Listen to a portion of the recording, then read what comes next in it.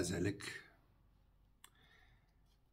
Geldi Novruz, ene toprak lalazar oldu yine.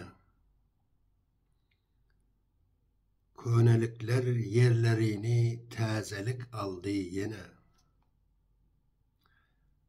Ösmege karşı gelenler yokluğa mahkum eder. Görseniz bu göklüm ayı təzəlik daldı yine.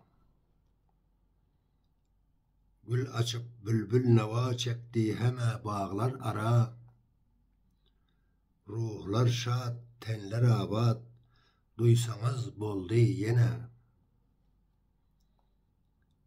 İr seherden oyganıban, dinlesen canın bile.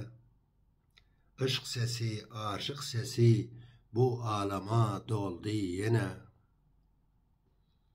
Çillede kış aylarında, dert çekenler durmuşu, dertleri dermanlanıp hem halı soruldu yine. Ey Oraz, görsen yine yaktı uzap, nur çayılıp.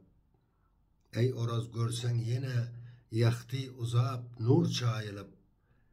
Giyce hem tümlüklere eyyam daraldı yine.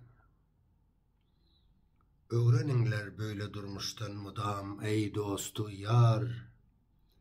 Təzəlikler arzu armana yar oldu yine.